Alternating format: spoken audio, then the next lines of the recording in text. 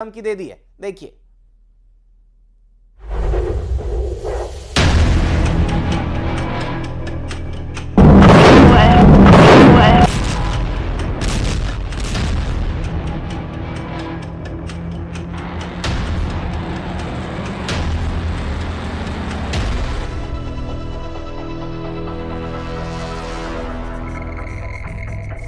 Oman will behave just like everybody else, so we'll have to blow them up.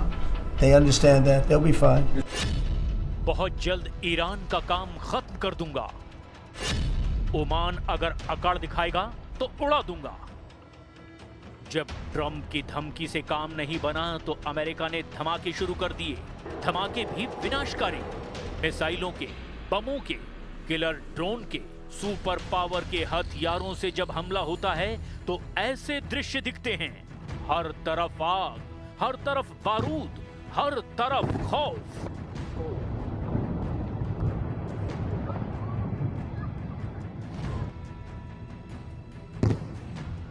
America ने Iran के 4 drone मार डाले। America ने Iran के जिस बंदर अब्बास पोर्ट से ड्रोन उड़े थे उसे भी तबाह कर डाला है। अमेरिका ने ईरान की तरह ओमान को उड़ा डालने की धमकी दे दी है। 72 घंटों में दूसरी बार ईरान पर ट्रंप ने हमला कर दिया है। पहली बार तो ईरान शांत रहा, लेकिन दूसरी बार ऐसा करारा जवाब दे रहा है कि अमेरिका के होश उड़े हुए हैं। ईरान ने रात 1:30 बजे हमले का जवाब देने में सिर्फ 4 घंटे लिए। ईरान ने ट्रंप के उसी सैन्य अड्डे को मिसाइलों से दहलाया जहां से हमला किया गया।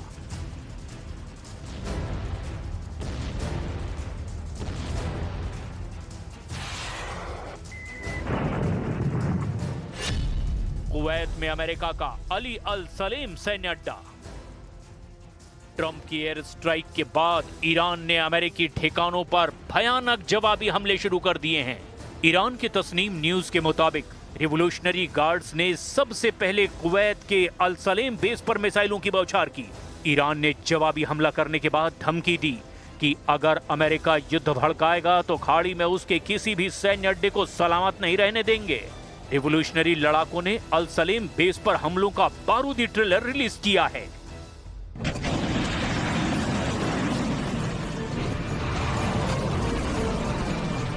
تجاوز در ساعت 4:50 بامداد هدف قرار گرفت. سپاه پاسداران انقلاب اسلامی هوش हॉर्मुज स्ट्रेट में ईरान अमेरिका में टकराव उस वक्त शुरू हुआ जब अमेरिकी तेल टैंकरों पर ईरान ने ड्रोन दाग दिए। ईरान के 4 ड्रोन जब तेल टैंकर के करीब मंडराने लगे तो उन्हें यूएस नेवी ने मार गिराया। इसके बाद कुवैत के अल सलेम बेस से अमेरिकी जंगी जेटों ने उड़ान भरनी शुरू कर दी। अल सलेम बेस से उड़े जंगी जेटों ने ईरान के बंदर अब्बास पोर्ट सिटी में बमबारी की।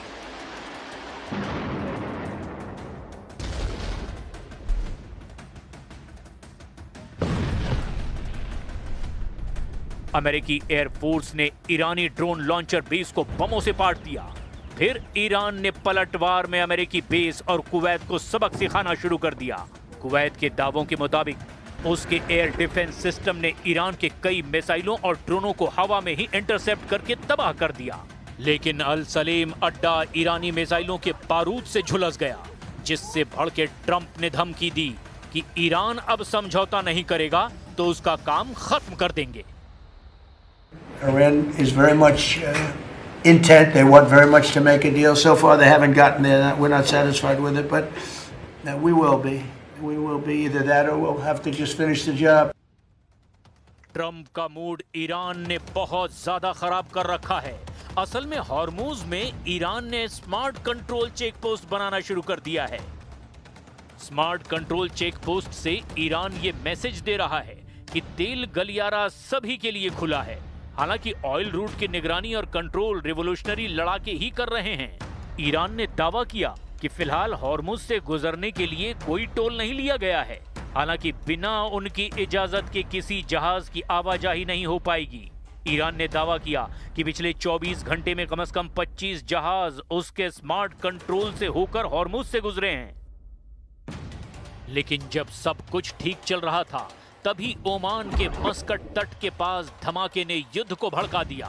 ओमान के मस्कट से 111 किलोमीटर दूर एक तेल टैंकर में जबरदस्त विस्फोट हुआ। इसके कुछ ही देर बाद अमेरिकी तेल जहाज पर ड्रोन हमले का अलर्ट मिला। फिर हालात बिगड़ते चले गए। अब ईरान के टारगेट पर अमेरिका, इजराइल और कुवैत हैं। तो फिर अमेरिका ने ईरान के साथ ओमान को भी उड़ा डालने की धमकी दे दी है। और ओमान के विदेश मंत्री ने यह तक कह दिया था कि ट्रंप का फॉरेन पॉलिसी पर कोई कंट्रोल नहीं है, जिससे भड़के ट्रंप ने ओमान को ईरान की तरह तबाह कर डालने के लिए धमकाया भी है। देखिए, ओमान अमेरिका का सबसे करीबी और खाड़ी में सबसे पुराना सहयोगी है। ओमान ने ही अमेरिका और ईरान के बीच पीस डील में मध्यस्थता की भूमिका निभाई है। लेकिन हॉर्मूज पर ईरान ओमान के बीच में बढ़ी नजदीकियों ने अब ट्रंप का माथा गर्म कर दिया है।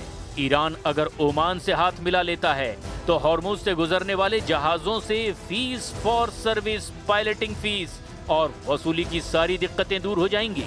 खाड़ी के ज्यादातर देश हॉर्मूज में टोल वसूली के खिलाफ हैं, जबकि ओमान अपना स्टैंड क्लियर नहीं कर रहा है। ओमान के विदेश मंत्री ने तो यहां तक कह दिया है कि ट्रंप का फॉरेन पॉलिसी पर कोई कंट्रोल नहीं है, जिससे बढ़ के ट्रंप ने ओमान को ईरान की तरह तबाह कर डालने की धमकी दे दी। अमेरिकी विदेश विभाग ने ओमान के बारे में ट्रंप की धमकी का वीडियो क्लिप भी पोस्ट किया है।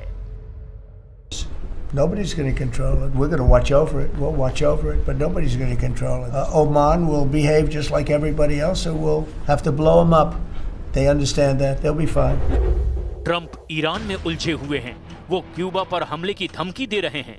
ओमान फ्रंट पर भी अगर वॉर भड़का तो अमेरिकी फोर्स कहां-कहां मुकाबला कर पाएगी। कम से कम ईरान फ्रंट पर अमेरिका को अब 2 गुना जोर लगाना पड़ सकता है, क्योंकि ईरान ने एक नए एयर डिफेंस सिस्टम को बना लिया है। इसी नए हथियार से ईरान ने अमेरिका के सबसे खूंखार किलर ड्रोन को मार डाला है। ईरान ने कहा है कि उसने इस हफ्ते की शुरुआत में हॉर्मूज के पास अमेरिका के MQ-9 रिपर ड्रोन को अपने एक एयर डिफेंस सिस्टम से ढेर कर दिया है। ईरान के नए हथियार का नाम अरान-ए-कमगीर रखा गया है। आसमानी अखाड़े के नए लड़ाके को ईरानी कारखाने में बनाया गया है। ईरानी फार्स न्यूज एजेंसी के मुताबिक अरान-ए-कमगीर सिस्टम स्टेल्थ जेट का शिकार कर सकता है। ईरान का दावा है कि उसके इस नए सिस्टम को अमेरिकी ड्रोन और जंगी जेटों को ध्यान में रखकर ही डिजाइन किया गया है।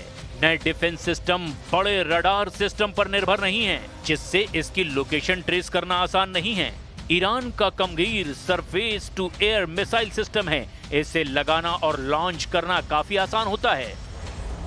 सीजफायर के बीच ईरान ने अपनी मिसाइलों के गोदाम भर लिए हैं। ईरान ने फास्ट बोट बढ़ा ली है। ईरान समर्थित लड़ाकों की पावर में भी जबरदस्त इजाफा हुआ है, जिसे देखते हुए इजराइल ने अपनी पूरी ताकत झोंक दी है। इजराइल ने लेबनान में हिजबुल्लाह पर सबसे घातक हमले शुरू कर दिए हैं। बेरूत में इजराइल ने रिवोल्यूशनरी टॉप कमांडर को निशाना बनाया है। लेबनानी मीडिया रिपोर्ट के मुताबिक इजरायली हवाई हमले ने बेरूत के शुएफेट अल अमरूसिया में एक अपार्टमेंट को ढहा दिया है। इजरायली हवाई हमले का निशाना अली अल हुसैनी थे, जो IRGC QF की इमाम हुसैन डिवीजन मिसाइल यूनिट के कमांडर थे। बेका वैली में धमाके, टायर शहर में बंकर बस्टर बम का कोहराम, सूर शहर में भी सर्वनाश। इजराइल के निशाने पर हिजबुल्लाह का एक अड्डा, जिन्हें चुन चुन कर टारगेट कर रहा है इजराइल। जितने ऑर्डर उससे डबल धमाके। यही इजरायली फौज का मिशन है।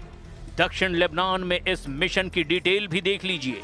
नेतन्याहू और उनके कमांडरों की इसी मीटिंग में तय हुआ था कि दक्षिणी लेबनान को मिट्टी में मिला देना है। दक्षिण लेबनान के हर शहर में बारूद महक रहा है। दक्षिण लेबनान के हर शहर में जनाजे। और बुलेटिन में फिलहाल के लिए बस इतना ही। आप बने रहिए न्यूज़ 18 के साथ।